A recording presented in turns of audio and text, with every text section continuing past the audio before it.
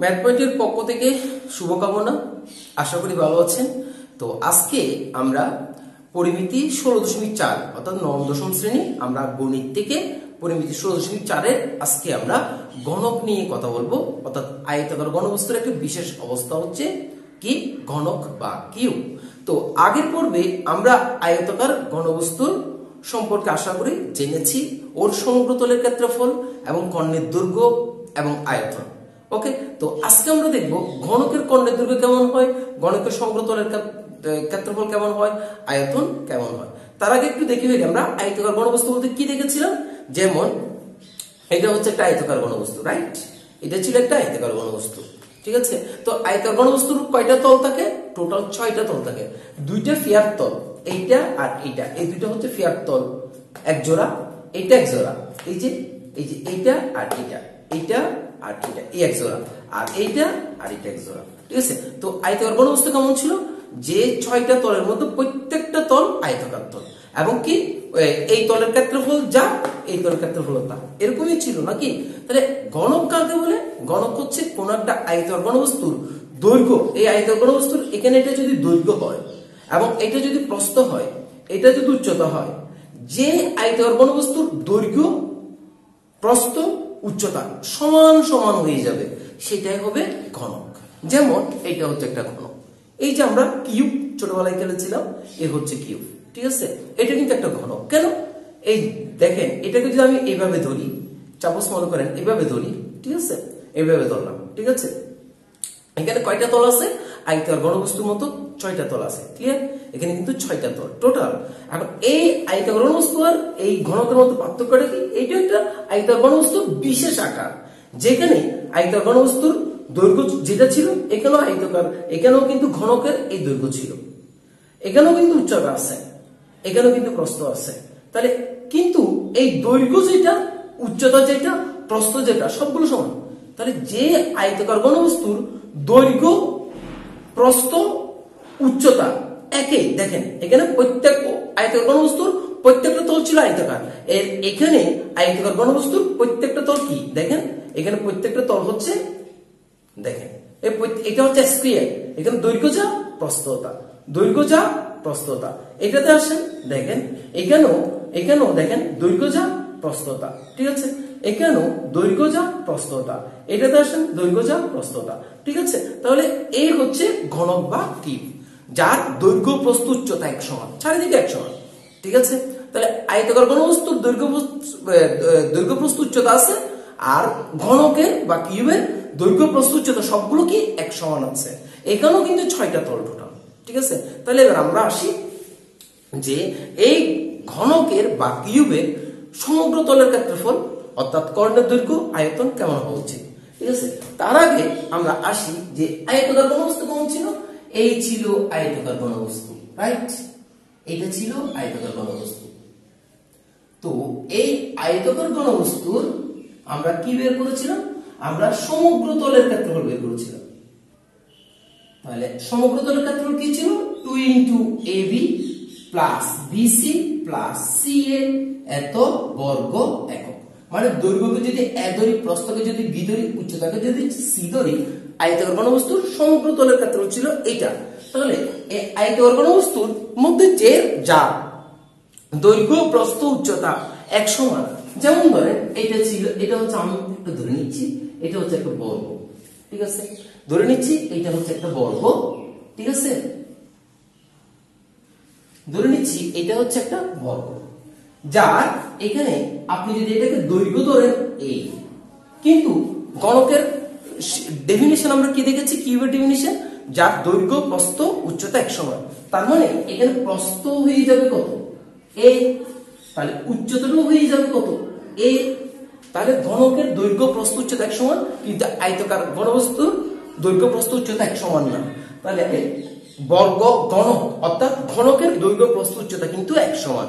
আয়তাকার ঘনবস্তুর দৈর্ঘ্য, প্রস্থ, উচ্চতা এক সমান নয়, ঘনকের দৈর্ঘ্য, প্রস্থ, উচ্চতা এক সমান। এবং ঘনকের প্রত্যেকটা তল হচ্ছে বর্গাকার, ঘনকের প্রত্যেকটা তল বর্গাকার। ঘনক কিন্তু 6টা তল আছে, ক্লিয়ার? তাহলে আয়তাকার ঘনবস্তুতে 6টা তলের সমগ্র তলের ক্ষেত্রফল আসছে 2 × AB plus BC plus CA। Very simple way আমরা এটা বের করতে পারি এই ফর্মুলা থেকে। কেন? এখন আমরা ঘনকের ক্ষেত্রফল বের করতেছি। ঘনকের সমগ্র তলের ক্ষেত্রফল হবে 2 ইনটু দেখেন a ইনটু b। আশা করি আগের পর্বে 2 into ab plus bc plus ca কোথা থেকে আসছে কেমন করে আসছে আলোচনা করেছি। কাইন্ডলি দেখে নেবেন, নিচে ডেসক্রিপশন বক্সে লিংকটা আছে, চাইলে দেখে নিতে পারেন। ওকে, এটা কোথা থেকে আসছে একটু ভেঙে ভেঙে আলোচনা করা হয়েছে, চেষ্টা করেছি। তাহলে 2 into ab, a into b, b হচ্ছে এখানে প্রস্থ, আমাদের এখানে প্রস্থ কত তাও a, ঠিক আছে, প্লাস b, b হচ্ছে a, উচ্চতাটা এখানে উচ্চতা হচ্ছে c, আমাদের উচ্চতা হচ্ছে কত a ইনটু a, প্লাস এখানে উচ্চতা c ইনটু দৈর্ঘ্য, আমাদের উচ্চতাও হচ্ছে a, এর মানও a। আশা করি আমরা বুঝতে পারছি। আমাদের এখানে দৈর্ঘ্য প্রস্থ উচ্চতা এক সমান, তাই যেখানে b সেখানেও a, যেখানে c সেখানেও a, এটা একটা হচ্ছে বর্গ একক, ঠিক আছে। কেন বর্গ একক? Square a square a square, ঠিক আছে, তাই সবগুলো হচ্ছে বর্গ একক। এখন আসি 2 ইনটু এর সাথে একক সাথে গুণ করলে বর্গ একক, তো বর্গ একক যোগ বর্গ একক যোগ বর্গ একক, তাহলে এখানে আসবে কি a square plus a square plus a square, তাহলে গুণ করলে কত হবে 2 ইনটু 3 a স্কয়ার সমান 6 a স্কয়ার, ঠিক আছে আশা করি। তাহলে এই ছিল ঘনকের সমগ্র তলের ক্ষেত্রফল। বিষয়টা যদি আমরা এইভাবে চিন্তা করি, দেখেন এই ঘনকের সমগ্র তলের ক্ষেত্রফলটাকে আমরা যদি এইভাবে চিন্তা করি, দেখেন সেটা হচ্ছে এই যে এইখানে প্রত্যেকটা তল বর্গাকার, মনে করেন এটা একটা বর্গাকার, এখানে কয়টা তল আছে? প্রত্যেকটা তল, আমি যদি একটা তল হিসাব করি, একটা তল কিন্তু বর্গাকার, প্রত্যেকটা তল যদি একটা তল বর্গাকার, তার দৈর্ঘ্য এ প্রস্থ এ, তাহলে এটা কত হবে a স্কয়ার, ঠিক আছে। আপনি যদি একটা ঘনককে যদি একটা দুইটা তিনটা চারটা করে তল বসান, আর সাইডের দুইটা তল যদি দেন, টোটাল 6টা তল, একটা দুইটা তিনটা চারটা পাঁচটা 6টা, তাহলে প্রত্যেকটা তল বর্গাকার এবং কি তার যার দৈর্ঘ্য a প্রস্থ a, তাহলে এই তলের ক্ষেত্রফল a square a square a square, দেখেন a স্কয়ার যোগ a স্কয়ার যোগ a স্কয়ার যোগ a স্কয়ার, এখানে কয়টা a স্কয়ার? 6 a square. এখানে যদি আমি সবগুলো যোগ করি ক্ষেত্রফল a স্কয়ার যোগ a স্কয়ার যোগ a স্কয়ার যোগ a স্কয়ার যোগ a স্কয়ার, ঠিক আছে, যোগ a স্কয়ার সমান কত হবে 6 a স্কয়ার। তাহলে ঘনকের সমগ্র তলের ক্ষেত্রফল 6 a স্কয়ার, এটা আসলে আমাদের এখন মনে থাকবে, অঙ্ক করতে পারবো। ওকে, তাহলে ঘনকের সমগ্র তলের ক্ষেত্রফল গেল। এখন আমরা আলোচনা করব ঘনকের কর্ণ। এই হচ্ছে আমাদের ঘনকের কর্ণ, এইটা একটু হতে পারে কর্ণ, যেমন ধরেন আমি যদি এটাকে নাম দিই a b c d, ঠিক আছে, e f g h, এটা হচ্ছে একটা ঘনক। এই ঘনকে f কর্ণ হতে পারে, আবার চাইলে এখানে h g কর্ণ হতে পারে, ঠিক আছে। অর্থাৎ কর্ণটা হচ্ছে এই যে একটা ঘনক, মনে করেন এই ঘনকের এই এখান থেকে, অর্থাৎ এখান থেকে এই কর্নার থেকে এই কর্নার আসলে হবে না, এই কর্নার আসতে হবে, অর্থাৎ এরকম কর্নার হইতে হবে। এই হচ্ছে ঘনকের কর্ণ। ভালো করে ক্লিয়ার তো নাকি? ঘনকের কর্ণ এই কর্নার থেকে উপরে এই কর্নার, ঠিক আছে, এই কর্নার, মনে করেন এই উপরের কর্নার থেকে এই কর্নার না, বা উপরের কর্নার থেকে এই দিকের কর্নার না, এই কর্নার থেকে এইখানে আসতে হবে, এইখানে, ঠিক আছে, এই হচ্ছে ঘনক। আশা করি আমরা ঘনক এগুলো আমরা, ঠিক আছে, খেলেছি, ঠিক আছে। সো এখন আসি, তাহলে এই ঘনকের কর্ণ দৈর্ঘ্য আমরা আয়তাকার ঘনবস্তুর কর্ণ কেমন করে বের করেছিলাম, এই আয়তাকার ঘনবস্তুর কর্ণ যদি হয়, এটা যদি হয় আয়তাকার ঘনবস্তুর কর্ণ, তাহলে কর্ণ সমান আমাদের কাছে আসছিল, আয়তাকার ঘনবস্তুর ক্ষেত্রে কর্ণ সমান আসছিল আমাদের কাছে, এই যে আয়তাকার ঘনবস্তুর ক্ষেত্রে কি আসছিল, যে √/, দৈর্ঘ্য স্কয়ার যোগ প্রস্থ স্কয়ার যোগ উচ্চতা স্কয়ার, এটাই ছিল আমাদের আয়তাকার ঘনবস্তুর কর্ণ। তাহলে এখন আমাদের ঘনকের কর্ণটা কেমন হবে দেখেন, ঘনকের কর্ণ, ঠিক আছে, কর্ণ হচ্ছে কিউবের ডায়াগোনালটা বের করতেছি, তাহলে ঘনকের কর্ণ হবে √/a² যোগ a² যোগ a²। কেন? আয়তাকার ঘনবস্তুর কর্ণ যদি হয় a square plus b square plus c square, ঘনকের বেলায় দৈর্ঘ্য প্রস্থ উচ্চতা এক সমান, তাহলে b জায়গায় বসবে a, উচ্চতার জায়গায় বসবে a, ঠিক আছে? তাহলে রুট ওভার দৈর্ঘ্য স্কয়ার যোগ প্রস্থ স্কয়ার যোগ উচ্চতা স্কয়ার। এখন বলতে পারেন কর্ণ এটা কিভাবে আসছে, বলছি আগের পর্বে আলোচনা করেছি কর্ণ রুট ওভার a স্কয়ার যোগ b স্কয়ার যোগ c স্কয়ার কেমনে আসলো, ঠিক আছে? আর আমি এখানে একটু আলোচনা করে দিচ্ছি ঘনকের কর্ণটাও কেমনে আসে। প্রথম আমরা BECF, এই তলটা কিন্তু বর্গাকার, এই তলের যদি আমি এখন কর্ণ বের করি, শুধুমাত্র BECF এর কর্ণ যদি বের করি, এখানে আসবে রুট ওভার a স্কয়ার যোগ a স্কয়ার, ঠিক আছে? একইভাবে AF সমান চলে আসবে এখানে রুট ওভার a স্কয়ার যোগ a স্কয়ার যোগ a স্কয়ার। কেন? এইটাও ছিল একটা সমকোণী ত্রিভুজ, এখানে সমকোণ, ও ত্রিভুজ স্কয়ার সমান লম্ব স্কয়ার যোগ ভূমি স্কয়ার, তাই এখানে আসলে এটা।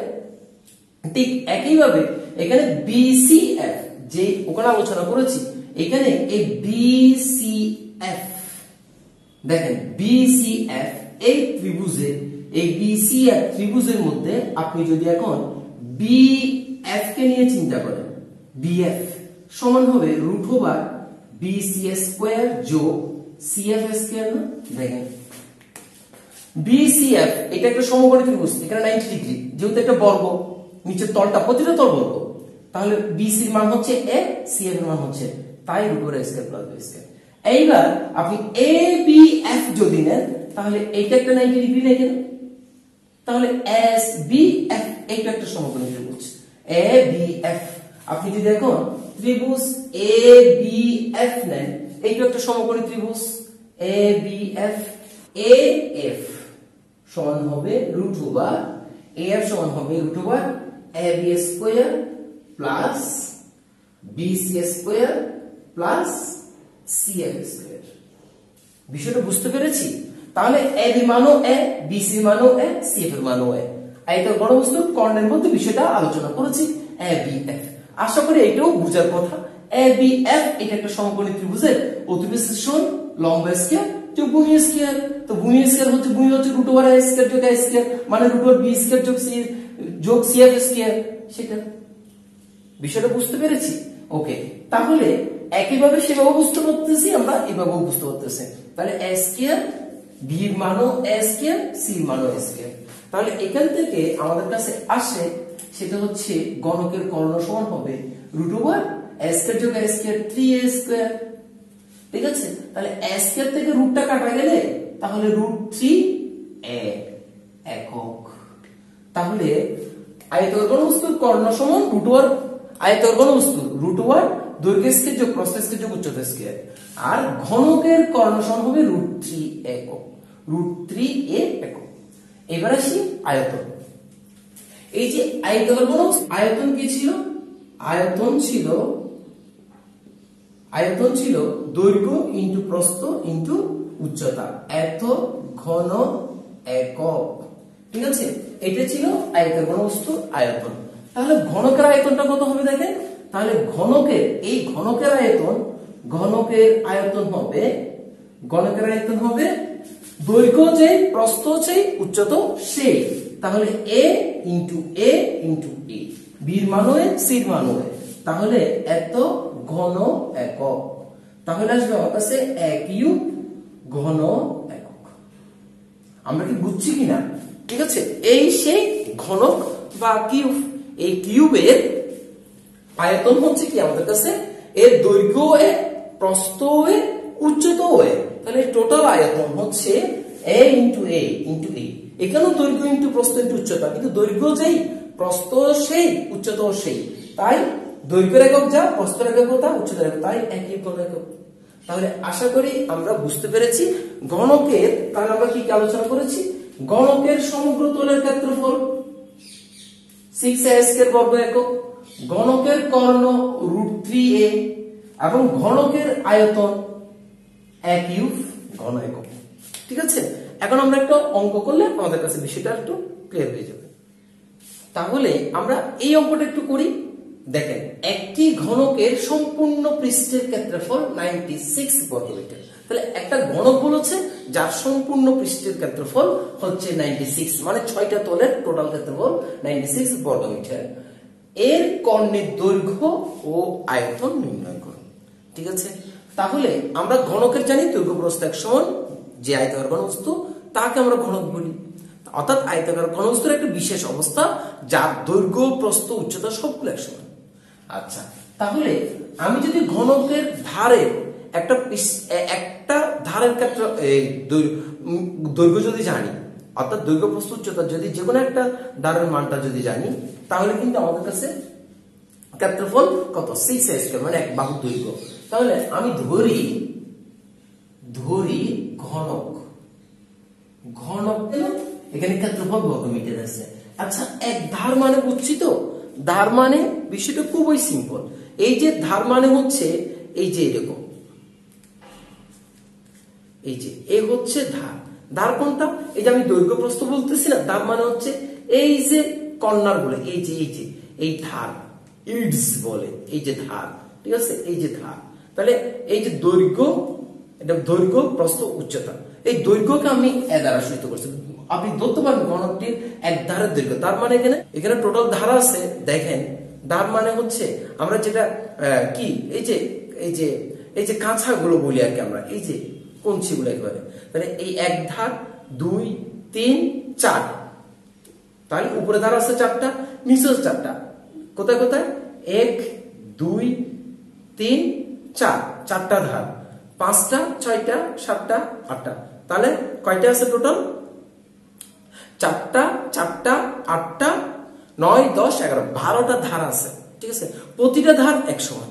ঠিক আছে, যাই হোক, এখন আমরা মাত্রা চাচ্ছি যে বিসি সিএ আর যে উচ্চতা, মানে দৈর্ঘ্য প্রস্থ উচ্চতা এক সমান। ধরে নিচ্ছি ঘনকের এক বাহুর দৈর্ঘ্য, এটাও ধরতে পারেন, কোনো সমস্যা নেই। ঠিক আছে, সো যদি হয় ঘনকের এক বাহুর দৈর্ঘ্য যদি মিটার হয়, তাহলে ঘনকের সমগ্র তলের ক্ষেত্রফল কত? 6a² বর্গ মিটার।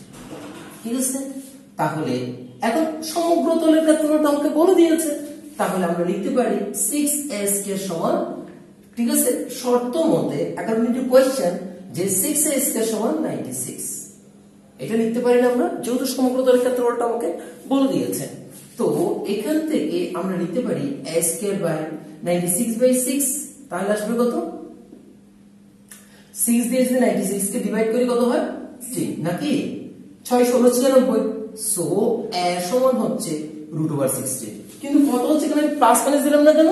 এখানে দৈর্ঘ্য বা লেন্থ নির্দেশ করতেছে, দৈর্ঘ্য কখনো ঋণাত্মক হতে পারে না।